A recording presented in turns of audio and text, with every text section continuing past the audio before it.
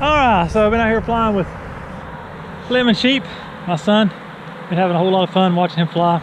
I've got to fly a few packs. I want to test out some tweaks to the tune here that I made. I put on the second profile. I want to see how well they do. I've kind of tweaked around with the filtering and stuff. I kind of want to see what happens with it.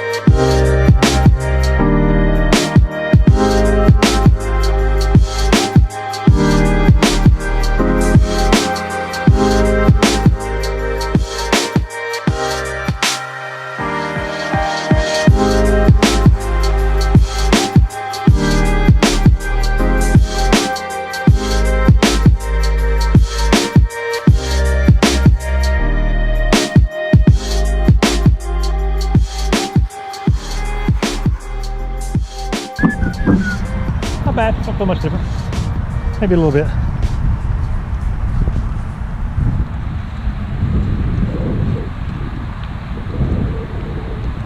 That was a pretty good flight. Starting to get my rhythm back finally. You ready to go get your nicey? Yes. You're getting your rhythm back off. Got my rhythm like in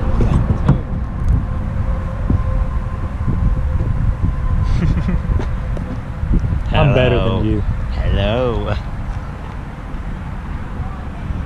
Boop. But you won't beat me for long. I'm getting there. That week's worth of flying. Getting there. In a week you have, in 1 week, he's where I was at probably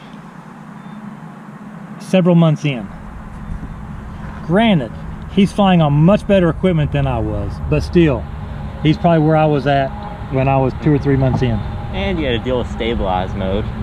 I had to unlearn flying in stabilized mode. I didn't since the last time I flew stabilized mode was a long. The only time he's flown anything in stabilized mode was a SEMA X5.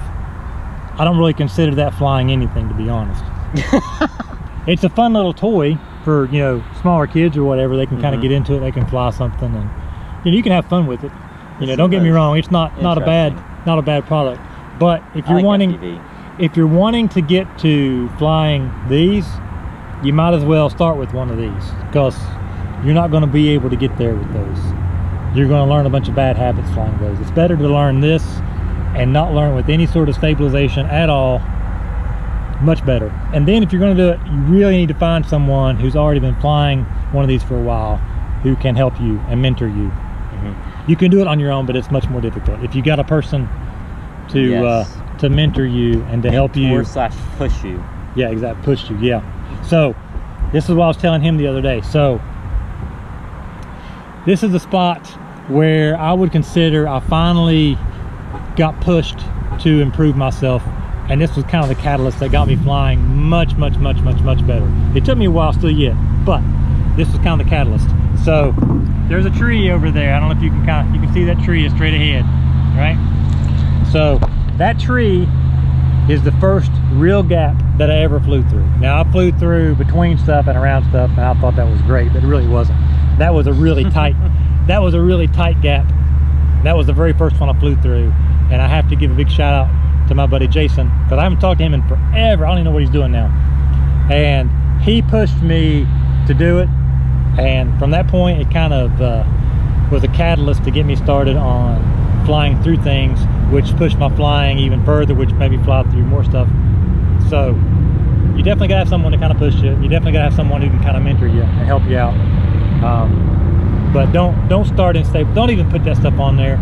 Just don't do it. If you're gonna put it on, mode is crap. the only thing, if you're gonna put something like that on there, you might as well go ahead and get you a GPS for this stuff, and then you got to get the beta builds of Beta Flight in order to actually use that. That's the only time I would ever put it on there, and that would be. I do not have a louder, man. I'm sorry. So, you definitely want to just put this thing in just acro mode. Don't even fool with the other. It's not worth it. Worst thing that's going to happen is, you know, you're going to fail safe and it's going to crash. You're going to crash anyways. So it's not a big deal. Yeah. And then the other thing is, if you get in trouble, you just disarm. I mean, really, you just disarm it. You're going to come down. You just have to be prepared for that. Don't fly beyond your skill, or don't fly very much beyond your skill, so that you don't have to worry about those kind of things. You know, you push yourself a little bit each time, but don't push yourself way beyond it, because if you do that, you're definitely going to crash, and that's no fun. And then you're going to be rebuilding, and that's no fun. So you definitely got to push yourself, but don't go past your boundary. That's why you got to have a person to kind of help you. They can guide you and help you to progress nicely. So if you got questions though, I'll try to answer them. I can't help you in person unless you live around here somewhere. Then I will. More than happy to help you then. So with that, we're gonna get icy. It's getting hot out, and I don't want to cut grass, but I'm gonna have to cut grass. Unless one of y'all want to come do it, but by the time you see this, it'll already be cut. You can come next week and cut it. I appreciate that. You guys go do something good for somebody, go help somebody out, go have a fun time, whatever you're doing, and we will see you guys in the next video. Peace. Bye.